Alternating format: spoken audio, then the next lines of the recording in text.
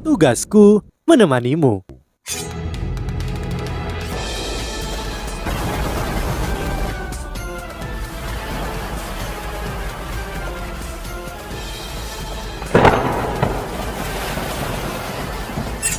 Hai sahabat Pasuk, kembali lagi bersama alur cerita versi novel Solen 2 Sekte Tang yang tak tertandingi. Jangan lupa like, subscribe, dan nyalakan tanda lonceng. Mari kita lanjutkan. Menghadapi gangguan tanpa henti zombie tanpa kepala, 98 menyadari bahwa jika ini terus berlanjut, ia akan selesai jika Yuho menggunakan bahkan hanya satu keterampilan jiwa. Karena itu, ia terpaksa mengambil resiko. Karena putus asa, dia melirik diri Yuhao.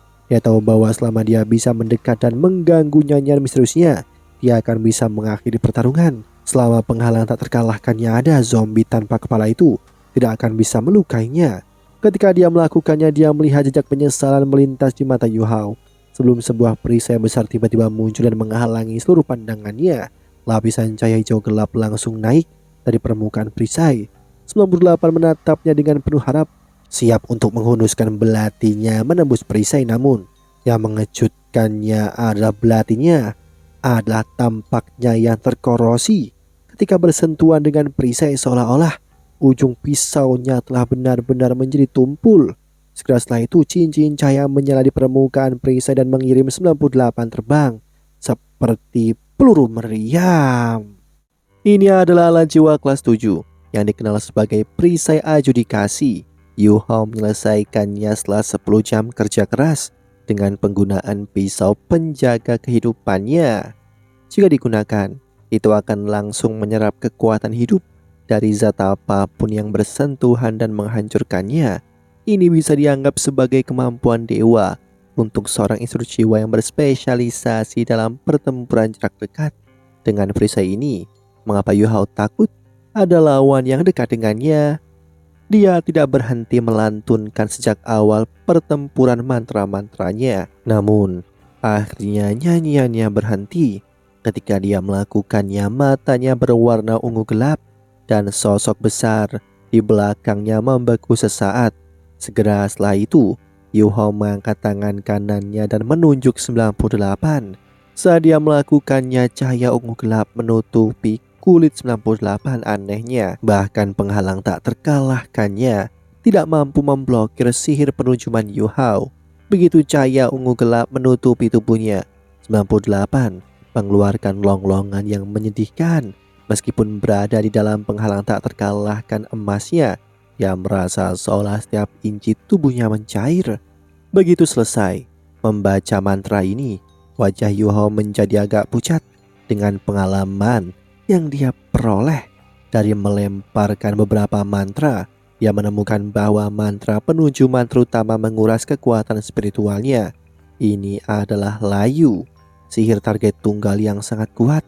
Itu langsung menghantam pusat spiritual target. Pada gilirannya, memicu kekuatan hidup target. Ini akan menciptakan transformasi unsur misterius yang mengarah pada target yang mencair.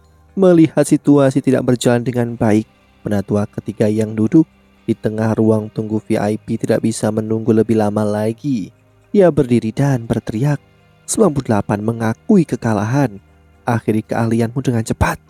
Dengan kilatan cahaya, penatua ketiga kemudian muncul di atas panggung dan melayang di sana. Yuhao menggigil dalam hati. Dia benar-benar agak berlebihan dengan penampilannya hari ini. Untungnya dia hanya menggunakan kemampuan penujumannya. Kamu siapa? Apa yang memberimu hak untuk membuat keputusan untuknya? Yuhao bertanya dengan acuh tak acuh.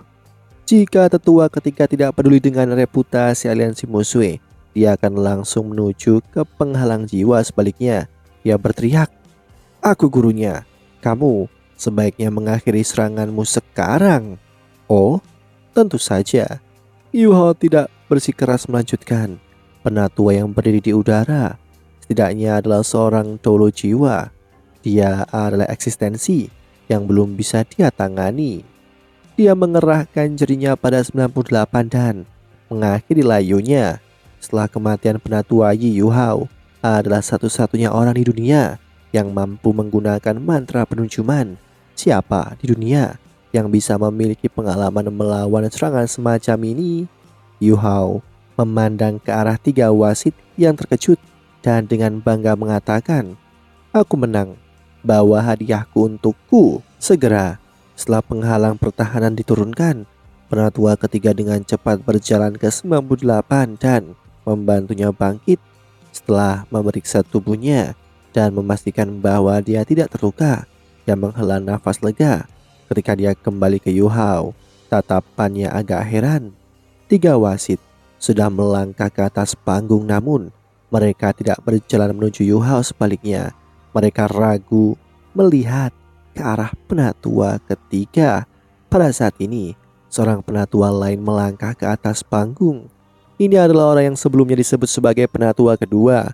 Di ruang VIP sebelumnya, semua wasit secara bersamaan membungkuk ke arah penatua kedua. Bawahan menyambut Tuan Aliansi. "Bangun, mengapa kalian tidak memberi hadiah kepada teman kecil kita ini?" Aliansi Musue selalu membanggakan diri atas kejujurannya dan tidak akan pernah kembali pada kata-katanya, seru penatua kedua yang juga adalah master atau tuan aliansi Musue. Memiliki penampilan yang megah. Setelah menyisir rambut putihnya ke belakang, dia tersenyum ramah. Ini dikombinasikan dengan janggut putih yang berkibar-kibar, membuatnya sehingga ia memberi kesan yang baik kepada siapapun yang bertemu dengannya untuk pertama kalinya.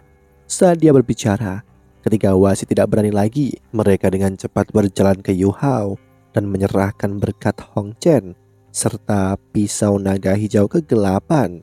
"Tidak, kamu tidak bisa memberikannya padanya. Itu pisau naga hijau kegelapanku." 98 akhirnya terbangun pada saat ini ketika dia melihat apa yang sedang terjadi. Dia segera bangkit dan menyerbu.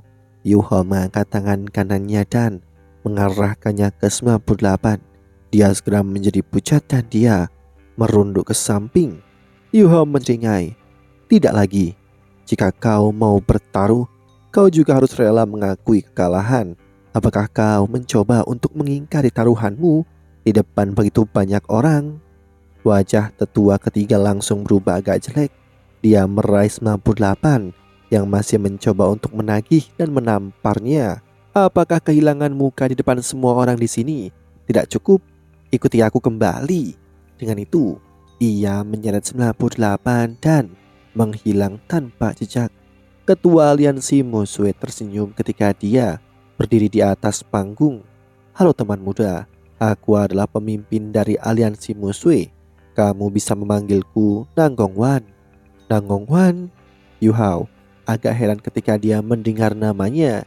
Dia mengira Nanggong Wan adalah nama seorang gadis. "Salam Tuan Aliansi Nanggong, aku senang bertemu dengan Anda." Dia akhirnya menarik perhatian eselon atas aliansi Musue. Meskipun Yu Hao tidak bisa melihat apapun dari permukaan, fakta bahwa dia berbicara begitu ramah kepadanya setelah melihat sihir penujumannya mengatakan banyak hal. Nanggong Wan tidak banyak bicara, dia berbalik ke arah 3 wasit. "Baiklah, silahkan dan umumkan hasil akhir turnamen." "Baiklah Tuan," wasit dengan keras mengumumkan. Setelah kontes sengit 3 besar aliansi Musue di turnamen elit instruksi jiwa Kota Cahaya tahun ini telah diputuskan. Ketiganya adalah 66, 88, dan 96. Selain hadiah yang akan mereka terima hari ini, mereka juga akan menerima kesempatan untuk mewakili aliansi Musue kami di turnamen terakhir melawan 2 aliansi lainnya. Dengan ini, turnamen akhirnya berakhir. Ada orang-orang bahagia dan kecewa. Beberapa orang yang cukup berani untuk bertaruh pada Yu Hao mulai bersorak keras. Yang lain yang bertaruh pada orang yang salah hanya bisa menggantung kepala dengan sedih. Nanggong Wan menghampiri Yu Hao dan tersenyum. "Teman muda, bisakah kita mengobrol sedikit?" Ekspresi Yu Hao menjadi waspada dan dia berkata, "Tidak ada yang harus kita diskusikan. Aku hanya datang ke sini untuk memenangkan hadiah. Jika Anda ingin mengobrol denganku, datanglah saat aku jadi juara umum. Nah, menurut aturan turnamen, aku akan mengambil perisai yang aku buat ini." Bahkan ketika dia berbicara, Dia sudah melihat ke arah hadiah di bawah panggung dengan kilatan serakah di matanya. Kang Gongwan tersenyum sedikit. Tentu saja tidak apa-apa. Karena adik tidak mau berbicara sekarang, kita akan mengobrol setelah kamu memenangkan turnamen keseluruhan yang mewakili aliansi musuh kami. Ada sesuatu yang ingin aku katakan sebelumnya. Jika kamu memenangkan kehormatan ini untuk aliansi musuh kami akan memberimu hadiah tambahan di atas hadiah dari turnamen keseluruhan. Oh, begitu. Itu lebih baik, Yuho menjawab. Pada titik ini, Echa itu sudah melangkah ke atas panggung dan mulai mendorong kursi rodanya ke depan sehingga dia bisa mengklaim hadiahnya. Nanggongwan memicingkan matanya saat melihat Yu Hao mengungkapkan ekspresi yang agak bijaksana. Semua pintu di aula emas sekarang terbuka lebar, memungkinkan berbagai orang untuk keluar. Setelah menonton turnamen sepanjang malam, semua orang merasa lesu. Begitu mereka mengambil hadiah Yu Hao, Echa itu, Wang Dong-er, dan Nana semua berjalan kembali ke hotel. Namun, belum jauh melangkah, Yu Hao tiba-tiba menyipitkan matanya dan berkata, "Dong-er kecil, bawa aku kembali ke pengambilan hadiah yang kita kunjungi sebelumnya." Setelah mengambil 256 langkah belok kiri ke gang. "Cepatlah." Wang Dong-er tidak mengucapkan sepatah kata pun. Dia secara alami mengerti mengapa Yu Hao sangat gugup, jadi dia memilih untuk tidak menanyakan tentang kemampuan yang dia gunakan sebelumnya. Dia terus maju sesuai instruksinya. Yu Hao menutup matanya dan tidak mengatakan sepatah kata pun. Setelah tepat 256 langkah, Wang Dong-er tiba-tiba mengambil kiri dan diikuti oleh He Chaito dan Nana. Ini adalah lorong hitam pekat tanpa lampu jalan. Saat mereka berempat diselimuti kegelapan, semua jejak mereka telah lenyap. King She Hotel, bawah tanah, tempat istirahat VIP. "Guru, aku salah." 98 berlutut di depan penatua ketiga dengan wajah malu-malu. Ekspresinya dipenuhi dengan penyesalan dan rasa sakit. Sekarang dia telah kehilangan pisau pahatnya. Kemampuan insting jiwanya telah menurun setidaknya 20%. Pisau pahat naga hijau kegelapan telah menjadi harta yang tak ternilai baginya. Penatua ketiga menatapnya dengan tenang. 96 juga diam-diam berlutut di sebelahnya dengan kepala menunduk. Selain mereka bertiga, Master Aliansi Muswe, Nanggongwan, wakil sekte misterius, dan beberapa pria parubaya lainnya juga hadir di ruang VIP. "Wakil ketua sekte, apa pendapat Anda tentang pemuda itu?" Nanggongwan bertanya dengan suara rendah. Sebuah kilatan misterius muncul di mata biru keabu-abuan. "Dia sangat menarik. Aku merasa seperti apa yang kita cari." Nanggongwan heran. "Apakah Anda mengatakan bahwa dia mungkin..." Wakil ketua sekte sedikit mengangguk. "Ya, itu semacam perasaan misterius. Kamu tidak menyadarinya, tetapi sebelumnya saat cincin jiwanya tiba-tiba berubah. Dia awalnya memiliki 5 cincin, tetapi itu tiba-tiba berubah menjadi 1 cincin jiwa abu-abu yang belum pernah terlihat sebelumnya. Kamu harus menyadari bahwa bahkan sang pendiri atau ketua sekte dan aku tidak dapat melanggar aturan dari benua Doulo ini. Kita masih harus memiliki cincin jiwa yang sama dengan master jiwa lain pada umumnya. Namun dia membiarkan kita melihat sesuatu yang secara terang-terangan bertentangan dengan aturan-aturan ini. Cincin jiwa kelabu. Dan yang sangat unik pada saat itu, cincin jiwa kelabunya membiarkannya menggunakan setidaknya 3 kemampuan berbeda berturut-turut. Jika setiap satu dari kemampuan itu adalah keterampilan jiwa, cincin jiwa abu-abu itu sangat istimewa. Berarti pemuda ini sangatlah berarti. Nanggongwan berkata, "Aku sudah mengirim orang untuk mencari informasi tentang dia. Mari kita lihat kemana dia menuju sekarang dan dengan siapa dia berhubungan. Karena dia berani menggunakan keterampilan ini di depan kita tanpa ada keraguan. Dia pasti memiliki semacam kekuatan yang mendukungnya. Dia pasti memiliki identitas lain. Dia hanya menggunakan jiwa bela diri yang lebih biasa dari jiwa bela diri kembarnya untuk menyembunyikan yang jahat. Hanya saja kita tidak tahu apa itu jiwa bela diri jahatnya. Wakil berkata, kamu melakukannya dengan sangat baik. Aku akan segera melaporkan ini kepada ketua sekte dan lihat apa keputusannya. Ya, saat dia mengatakan ini seorang pria berpakaian hitam dengan cepat memasuki ruang dan membisikkan beberapa kata kepada Nanggong Wan. Sampah, Nanggong Wan berkata dengan dingin. Mata wakil itu berkedut. Nanggong Wan berkata dengan agak malu, orang-orangku kehilangan semua jejaknya setelah mereka berbelok ke gang yang agak redup. Panggil Chen An kemari. Ya, pria berpakaian hitam itu mundur, gemetar ketika dia melakukannya. Setelah beberapa saat Chen An dengan cepat masuk ke kamar dan berlutut. Aku memberi hormat kepada Master Aliansi. Fakta bahwa Chen An telah mampu menjadi manajer Aula Emas secara alami berarti bahwa Nanggong Wan sangat mempercayainya. Ceritakan semua yang kamu tahu tentang 66. Kepercayaan Chen An untuk Yu Hao semakin bertambah setelah melihat kekuatan yang menakutkan di turnamen sebelumnya. Dia juga tahu bahwa Master Aliansi memiliki beberapa pertanyaan setelah menyaksikan adegan sebelumnya, jadi dia menyiapkan beberapa hal untuk dikatakan. Dia buru-buru menjawab, 66 dan saudaranya 88 ini menarik minatku saat mereka berjalan masuk.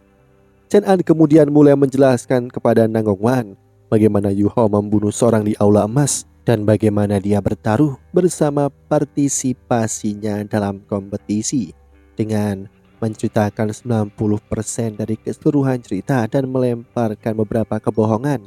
Dia mampu menyembunyikan hubungan yang lebih baik dan dalam antara dia dan Yu Hao. Secara alami, dia tidak akan menyebutkan fakta bahwa Yu Hao memintanya untuk membantu membeli beberapa logam langka. Setelah mendengar penjelasannya, Nanggong Wan menoleh ke arah pendiri atau wakil ketua sekte dengan ekspresi yang jauh lebih baik di wajahnya. Berdasarkan apa yang aku lihat, tujuan utama Tang Wu ini adalah untuk menghasilkan uang dan mendapatkan beberapa logam langka. Akan lebih mudah bagi kita untuk berbicara dengannya jika kita memiliki sesuatu yang ia inginkan dari kita. Dia pasti akan datang lagi untuk berkompetisi terakhir. Pada saat itu, mengapa aku tidak mengobrol dengannya dan membawanya masuk? Wakil pendiri itu mengangguk. Aku akan mengamatinya pada hari itu. Setelah aku kembali, aku akan melihat apa yang difikirkan pendiri tentang dirinya. Mungkin sang pendiri bahkan akan datang melihatnya secara langsung. Aku harap dia orang yang selama ini kita cari. Di Hotel Mingyue, pintu terbuka tanpa suara dan sesosok tanpa bentuk dengan cepat masuk sebelum dengan diam-diam menutup pintu. Setelahnya 4 sosok muncul dari dalam kekosongan. Cahaya yang mengelilinginya sedikit berubah. Setelah itu semuanya kembali normal. Echaito, Nana, dan Wang Dong ada berbalik ke arah Yu Hao. Secara alami Yu Hao tahu bahwa mereka bertiga dipenuhi dengan pertanyaan. Setelah merenung jenak, dia berkata, apakah kalian bertiga mempercayaiku? Jika ya, jangan tanyakan. Jika aku ingin berbohong kepada kalian, aku bisa saja mengatakan kepada kalian bahwa aku menggunakan imitasi untuk melakukan itu, tapi aku tidak melakukannya. Namun, apa yang bisa aku katakan adalah bahwa aku bukanlah seorang mas roh jahat. Echaito menepuk bahu Yu Hao dan melepas topengnya. Aku lelah, aku akan istirahat. Adik junior, kamu harus istirahat juga. Dia menggunakan tindakannya untuk menunjukkan kepercayaannya pada Yu Hao. Kakak kedua, ini untukmu. Yu Hao melemparkan seikat hijau tua ke arahnya. Mata Echaito berbinar. Dia tidak menolak dan meraih pisau pahat naga hijau kegelapan. Terima kasih, adik junior. Dengan itu, dia meninggalkan ruang dengan senyum di wajahnya. Nana mengangguk.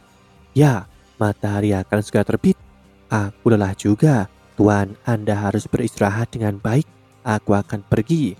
Pada kenyataannya, Nana tahu beberapa hal tentang tindakan Yu Hao sebelumnya karena dia sebelumnya telah membantu membersihkan jiwa ayah dan ibunya. Karena itu, dia tahu bahwa dia akan mampu di bidang jiwa. Mereka sudah pergi. Tutup pintu. Wang Dong membantu Yu Hao melepas penyamarannya. Yu Hao, aku tidak setuju. Hah? Apa? Kalimat yang membingungkan membuat Yuhao tertegun sejenak.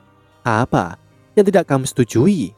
Wang Dong'er menatap dalam-dalam ke matanya dan pandangan pantang menyerah muncul di matanya yang indah. Aku tidak setuju. Kamu mencoba memasuki lingkaran dalam kultus roh suci. Aku dapat mengabaikan asal-usul kekuatanmu itu, tetapi aku sama sekali tidak akan setuju jika kamu memasuki lingkaran dalam sekte roh suci. Seluruh tubuh Yuho bergetar dan dia memandang ke arah Wang Dong'er dengan ekspresi kaget. Kamu, bagaimana kamu tahu? Aku tidak menyadari apa yang kamu coba lakukan pada awalnya, tetapi aku akhirnya mengerti setelah melihat kemampuan khusus yang kamu gunakan sebelumnya. Kamu tidak hanya mencoba mendapatkan logam langka dengan partisipasi dalam turnamen bawah tanah ini. Itu hanya salah satu tujuanmu. Tujuan sejatimu adalah memanfaatkan hubungan antara aliansi Muswe dan kultus roh suci untuk menyelinap masuk. Apakah aku benar?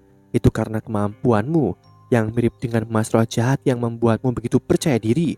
Kamu tahu sejak awal bahwa orang-orang dari sekte roh suci tidak akan melakukan apapun kepadamu setelah mereka melihat kemampuanmu. Yuho menghela nafas ringan.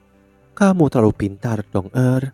Wang Dong'er memeluknya dengan erat dan berkata dengan suara tegas yang tidak normal. Karena itu, aku tidak setuju. Meskipun kamu memiliki imitasi, dan meskipun aku dapat membantumu menyamar. Tidak tahukah kamu bahwa ada terlalu banyak orang di kultus roh suci yang akrab denganmu? Tidak perlu menyebutkan orang lain, bahkan guru Shoya dapat dengan mudah mengenalimu. Apakah kamu benar-benar berpikir bahwa kamu dapat melarikan diri dari organisasi yang kuat begitu penyamaranmu terbongkar? Yuho terdiam sesaat. Seseorang harus melakukannya.